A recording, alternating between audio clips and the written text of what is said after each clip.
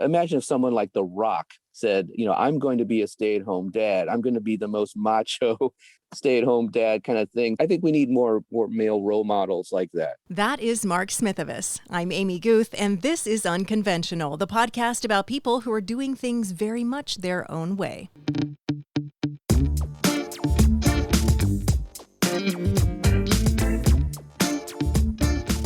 Mark Smithivas is a stay-at-home dad. There should be nothing at all unconventional about that. But how many stay-at-home dads do you know versus stay-at-home moms?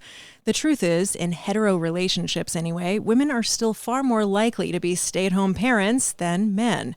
And so one could argue that it's still somewhat of an unconventional choice, and that's what we're here to talk about. Mark, welcome. I'm so happy to have you on the show today. Thank you, Amy. I'm glad to be with you. So let's hop right in. I mean, tell me a bit about your experience as a stay-home parent and how long you've been doing that and all that good stuff. Sure.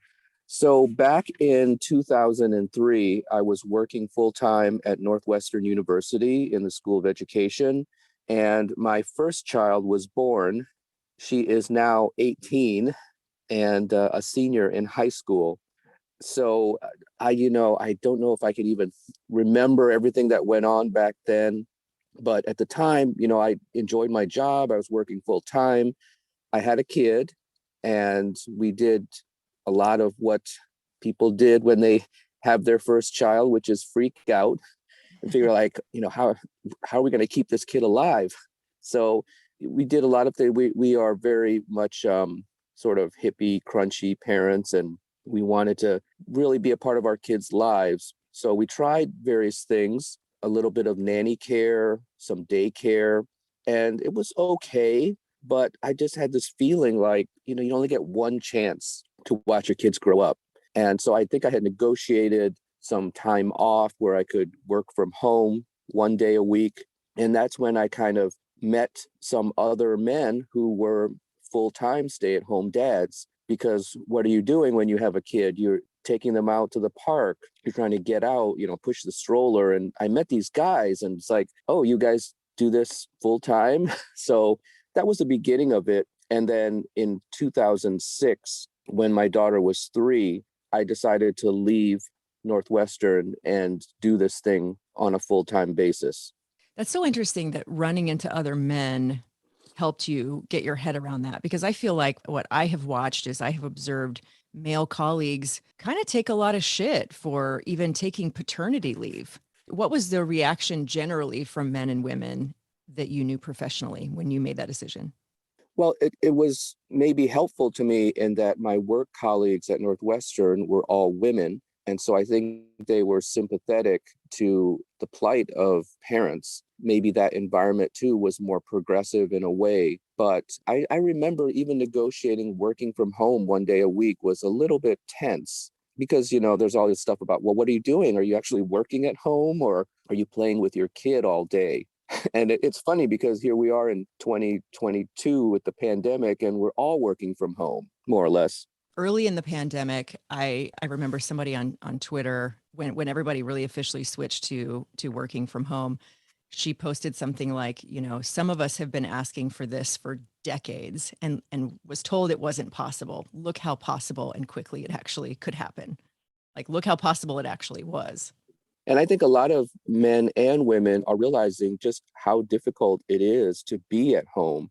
Because like just this morning, I was afraid I was going to be late for this interview because my son's bus was running 30 minutes late. And I can see the other parents who have jobs they have to be at. They're looking at their watch and like, oh my God, I'm going to be late for work. And I'm like, well, this is my job. So I'm all like, I just don't want to disappoint Amy and be late for this interview.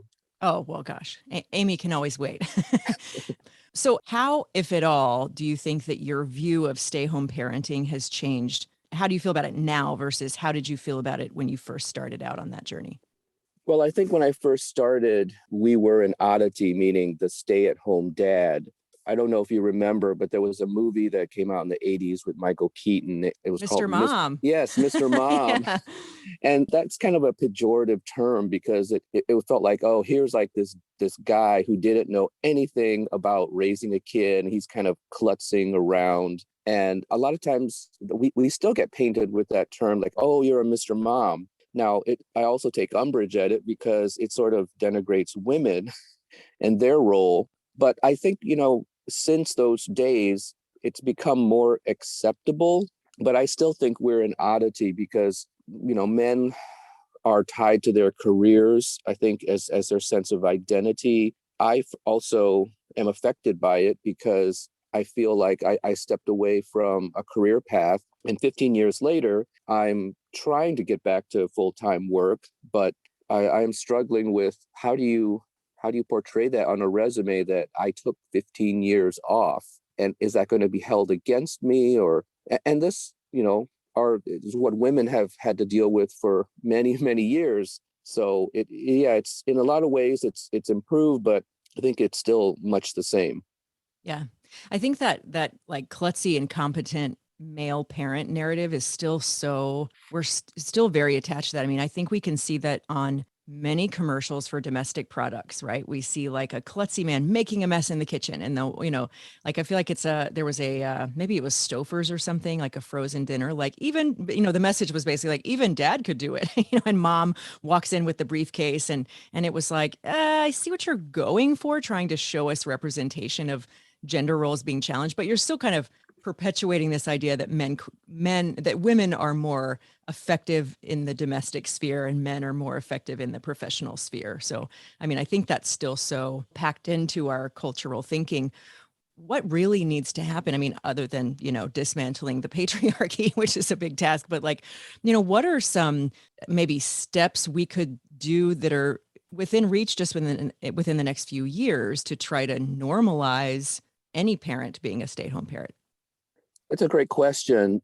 I think in many different ways, policy wise, we look to the UK and the EU. In many of those countries, there are parental leave laws that apply both to men and women, so that there's a paternal leave as well. And they vary, but a lot of them involve, if you leave your job to care for a child, you can come back and your job is kept for you, or you have paid parental leave. I believe in some countries it's mandatory that companies have to honor those agreements. We have nothing like that here in the US. And I thought it was very interesting that recently the US Transportation Secretary Pete Buttigieg took leave, to be a stay-at-home dad because he and his partner adopted a child. And I think he got a lot of shit for that. It's like, He did. Yeah. you're the transportation secretary, you need to be at work. And so I think it's passing laws that promote that would be a big step. Yeah, that would certainly go a long way.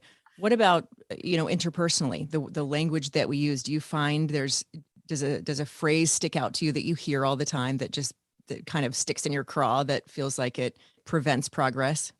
Well, like I mentioned, the Mr. Mom Yeah, term yeah, right. was, but what's also interesting is that our vice president, Kamala Harris, her husband is referred to as like first gentleman. So I don't know, maybe that's like, I'm the first gentleman of the household.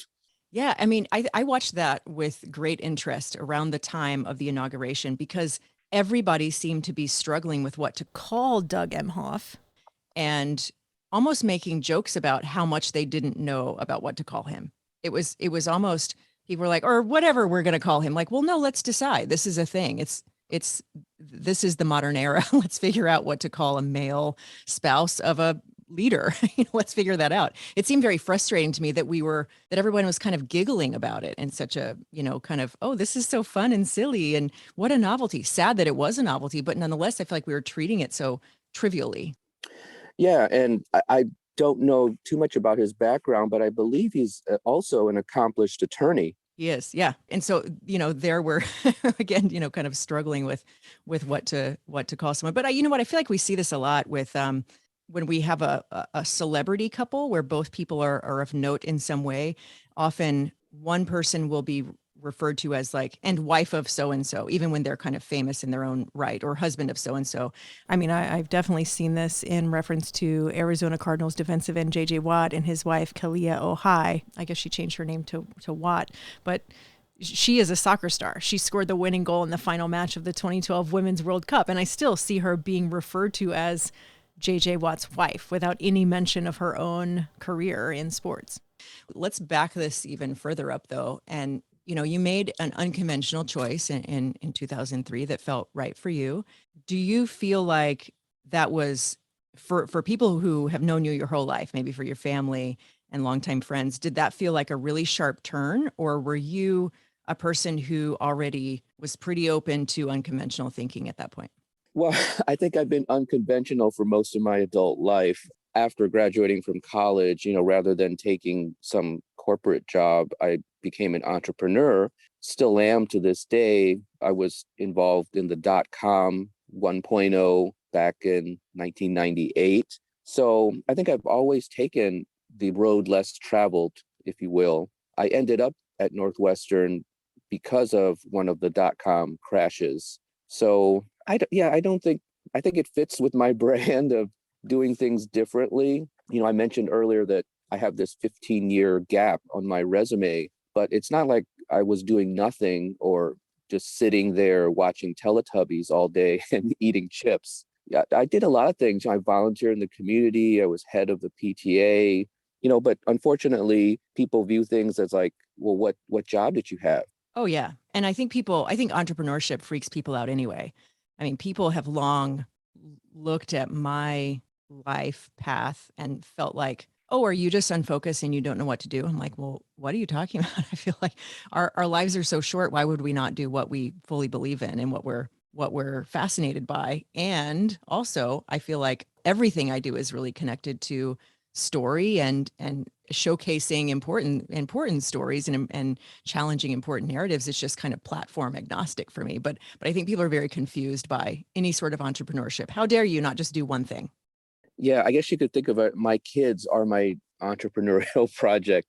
I have to keep my babies alive. So And so how old is your youngest one now? so I had our second child came about in 2008, and he's now almost 14. So that kind of said, I'm going to keep this thing going for a while. It's not just one kid. And, you talk about your entrepreneurial background, and I want to get into that a little bit because I have always seen you. You were one of the first people I met on Twitter when back when Twitter first was a new thing. And you've always been such an early adopter of tools. I feel like you are one of the first people trying new tools to see how you can use it. Where I think a lot of people, what the normal thing, I feel like a lot of people do is they just sort of lurk and watch and then decide this is how I'm going to use it. I feel like you have this ability where you just kind of hop in, Twitter audio and Twitter newsletter tools. You just kind of hop in and decide how it works for you and how it can work for you. Is that something you had to cultivate, or is that just part of that entrepreneurial spirit that you've had with you? Well, I think I've always been a tech geek, early adopter type, and that was even before I had kids. So I probably would have done that anyway. In high school, I was the type that would try and hack into the Atari computer so that I could, change it or somehow and say, Yeah. "Hey, it's Mark."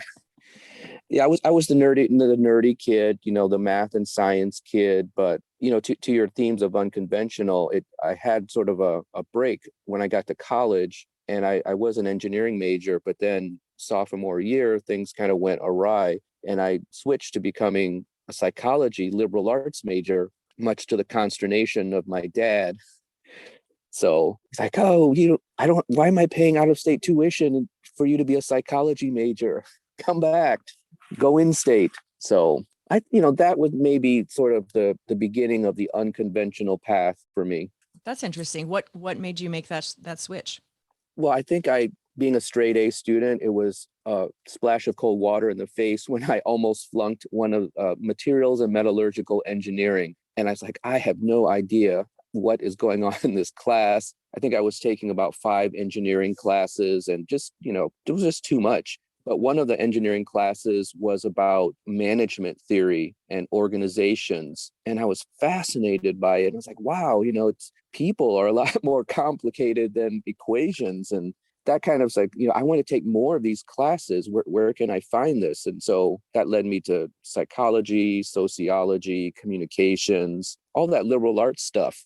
Which is, I mean, I think is such a fascinating thing. I think I'm always looking for the sociological, through line for everything, whether we're talking about technology or anything. I think that's such an underappreciated, I'm going to say art form, really, but, academic discipline. How do you apply that to the work that you're doing? You produce so much interesting content, and you write a lot. You have your newsletter, the 21st Century Skills, about education reform and the future of work. It seems like that kind of combines both of those disciplines of tech and engineering, but also psychology and sociology, and kind of both parts of your brain there. Well, I think it also connects with what we began the conversation about, which is having kids. I think having kids changes you in a lot of ways, and so it's not so much about you anymore. It's about these little things, like I said, that you have to keep alive, and you only get one chance to watch them grow up. And that was sort of that put me on the road to education activism, just seeing my kids in school and how conventional schooling really kills a lot of the creativity and joy of learning. That's why I became PTA president, was part of the tech committee, ended up joining a number of parent organizations to advocate for more progressive school policies. All of that was because I had kids. I don't know whether I would have done that if I had stayed a more conventional route and worked as a corporate cubicle slave somewhere. What's needed in education reform when we're talking about more progressive policies in schools? What are some of kind of the biggies right now? Well, I always tell people, what would teaching be like if we didn't have grades, tests, and homework? And because those three things are sort of the pillars that everyone assumes are what education is about, how would teachers teach? How would students learn? And then, everything could flow from that. Again, like I have an 18-year-old now. She's about to go to college. She's, straight A student, takes AP courses, but that road is very hard for many students. And even the ones that are successful, there's a lot of pressure and mental health issues, that they have to get there. So how do we dismantle that so that education is more joy and you preserve the curiosity, which I saw when my kids were just, a few years old. One of the stories that I like to tell is when my daughter was around, 5 or 6 and just starting school, she brought home a worksheet and she wanted to say more. So I encouraged her to like, oh, why don't we attach another sheet of paper, or you can flip it over, write some more. And she started crying. She's like, no, Daddy, my answer has to fit in this box. Mm, Literally in the box thinking. wow. That's a metaphor for, what's wrong with education. I'm not blaming any particular segment, but it's more of a societal thing of, what does success look like, and how, what is the path to get there? Education is a key part of that. So I don't know. I think it's like full circle. It's like my own path, my sort of jumping off the career track to be a stay-at-home dad, and now my work with education. I don't think I would have been able to do any of that if I hadn't taken that alternative path. Well, so you mentioned parental leave policies in other countries. Are there other countries that have done a much better job than the US in terms of creating that joy and wonder in education? Finland actually is a really cool country. They have done a lot of innovative things with their schools. I don't have the references. I mean, I could shoot you links to books and things, but if I had a chance, I'd love to move to Finland and have my kids go to school there. Interesting. The only problem is Finland is much colder than Chicago, and I feel like Are getting you sure? well, no, I'm not sure actually. It's it's probably the same. It's probably warmer in Finland. And I think that's very interesting. I feel like there's a lot of very progressive policy level decisions that are happening very in that particular region of the world that I think we have a lot to learn from. Who knows if we will, but indeed we could. So what message would you like to give to other parents or maybe soon to be parents that are starting to navigate kind of where you were about 2003 in thinking through this process, if and kind of entertaining the idea of who's going to be a stay-at-home parent, if either, and how to navigate that beginning? Wow, well, that's a loaded question. I'm gonna get a lot of hate mail because I really think it's about shared parenting and not so much like, oh, are you going to be the stay-at-home parent? Are you going to be the stay-at-home mom or the dad? I think in this modern age, both partners in a partnership need to do their share. And how do you divide up the tasks? Because I don't know, in some households, one of the, okay, well, you also have single parents, which is a whole nother class. Like I don't know how single parents do it. I would just go totally crazy if I didn't have a backup.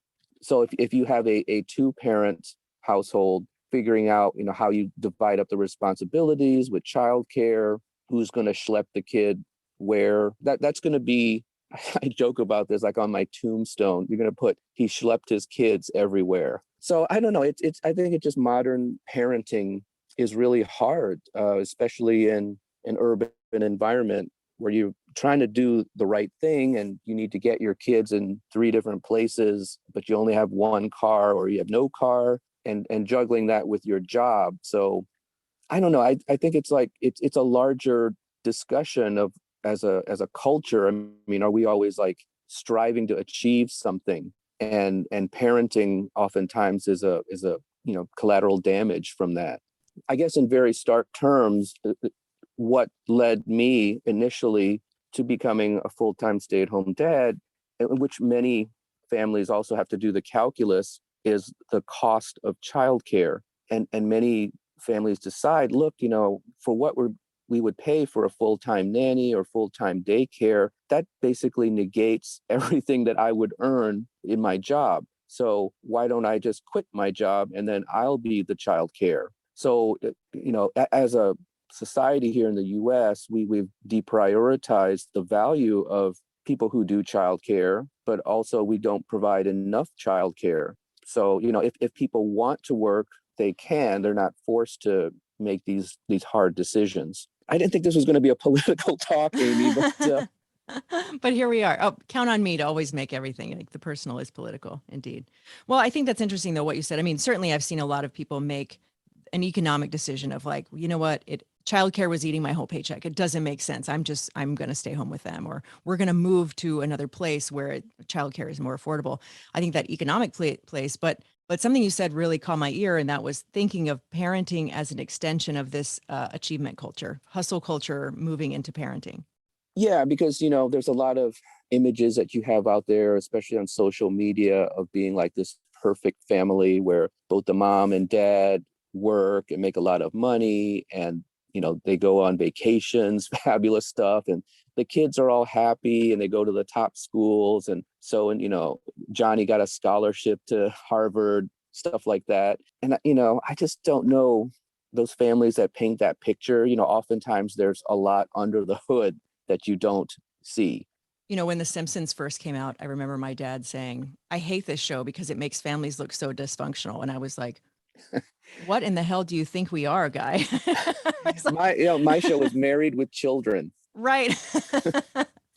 Yeah, another right. And I think people were like, "Oh, I remember there was some conservative politician that criticized that show at the time, saying it was like leading to a breakdown of family values." And I'm like, is anyone else living in reality right now? Everybody's family is dysfunctional as hell. What's going on? Hmm. Well, I also wanted to add, because you had brought it up earlier, I also noticed a lot of these guys that I met who had become stay-at-home dads, their spouses were in these occupations that were, relatively high paying, I guess, doctors, lawyers, consultants, vice presidents of companies. And so it's like these guys all, many of them too were very accomplished or had graduate degrees. They put their ambitions and careers on hold so that their spouses could, professionally move ahead. And, I think that's something worth pointing out, is sort of being able to sort of put your own ego on hold. And I think, a lot of men just, they can't accept that. They gotta be the breadwinner. So, because I think you had mentioned earlier this whole talk, I know that you're a feminist and my wife is one as well. So I just wanted to bring that up. But I've also found in these later years, I wonder if I should go back to work because so that my wife doesn't have to have the pressure of being the breadwinner, forever.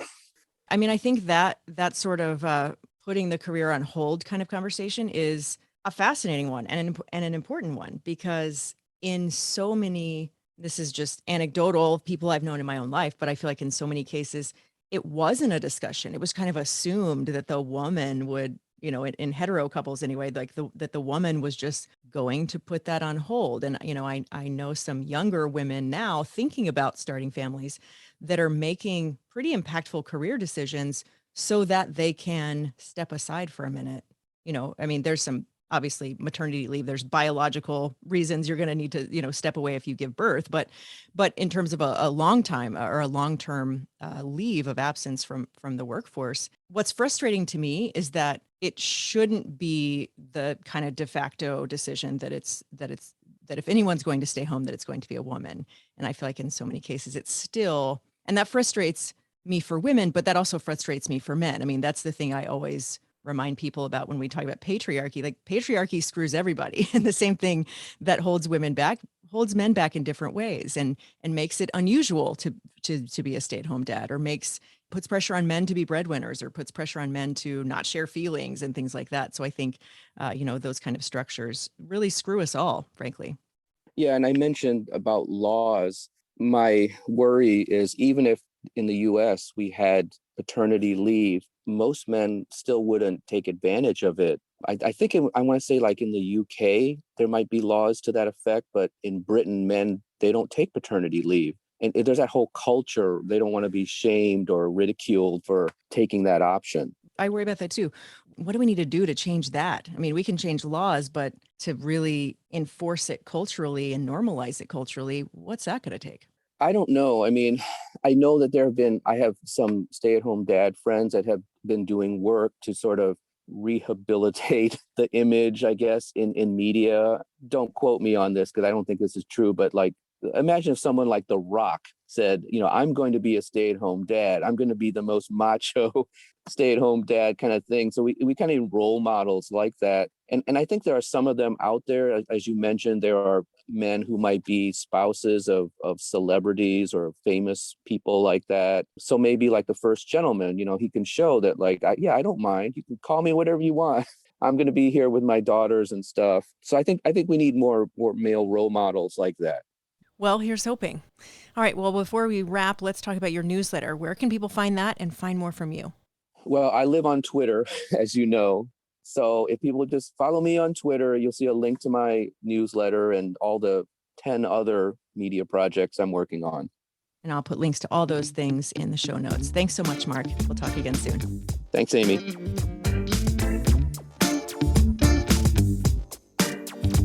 Thanks so much for listening to Unconventional with Amy Guth. Be sure to hit that subscribe button so you don't miss a single episode, and find me at Amy Guth on social media. Thanks so much, and let's meet right back here next time.